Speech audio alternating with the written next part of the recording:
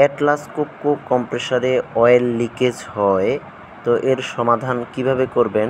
তো compressor normally running অবস্থায় থাকে, কোনো অ্যালার্ম থাকে না, কিন্তু কোথা দিয়ে অয়েল লিকেজ হয় তা দেখতে পারেন না।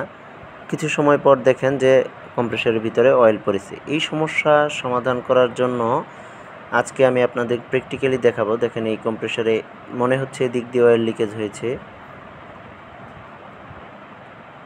আর আমি যে ভিডিওর প্রথমেই যেটা দেখালাম যে ব্রিদার ফিল্টারের এদিক দিয়ে অয়েল আসে, আমি চেক করে দেখেছি, এবং এদিক দিয়ে অয়েল বেরিয়ে ব্রিদার ফিল্টারের এই সাইড দিয়ে অয়েল বের হয়ে নিচে পড়েছে, কিন্তু মনে হচ্ছে যে উপরের বাল্বের এদিক দিয়ে অয়েল বের হয়েছে। দেখেন ব্রিদার ফিল্টারের এদিক দিয়ে যদি চেক করে দেখবেন, যদি হালকা হালকা এয়ার বের হয় তাহলে বুঝবেন যে ব্রিদার ফিল্টার ঠিক আছে, ব্রিদার ফিল্টারে এয়ার সার্কুলেশন ঠিক আছে।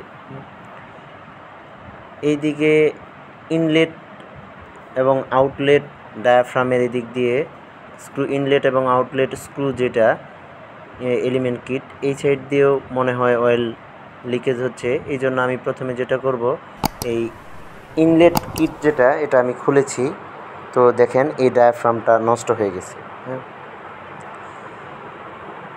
এই ডায়াফ্রামটা নষ্ট হওয়ার কারণেই এইভাবে অয়েল লিকেজ হচ্ছে ব্রিদার ফিল্টারের ওই সাইড দিয়ে। কিন্তু আপনি যদি ব্রিদার ফিল্টার চেঞ্জ করে দেন তাহলে কিন্তু ঠিক হবে না।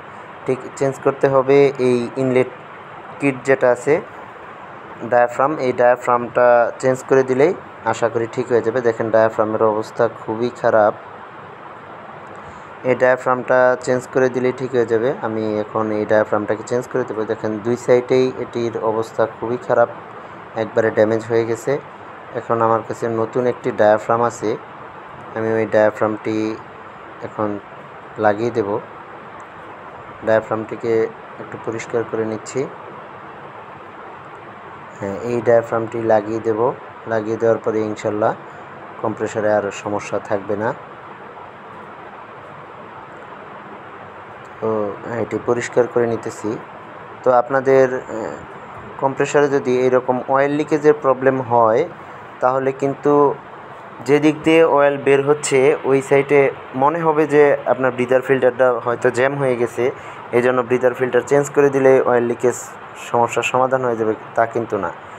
এই ধরনের সমস্যা হলে আপনাকে ইনলেটের যে ডায়াফ্রামগুলো আছে এগুলো চেক দিতে হবে। যদি ডায়াফ্রাম সমস্যা থাকে তাহলে সেটি চেঞ্জ করে দিলে আশা করি ঠিক হয়ে যাবে। আমি ডায়াফ্রামটি লাগিয়ে দিয়েছি, এখন দেখেন আমার কম্প্রেসার রানিং আছে এবং নর্মাল পজিশনেই আছে। তো ভিডিওটি দেখার জন্য ধন্যবাদ, এবং এই ইনলেট কিট কত নাম্বার বা যে কোনো ধরনের যদি কোশ্চেন থাকে তাহলে অবশ্যই আমাকে কমেন্টস করে জানাবেন। ধন্যবাদ।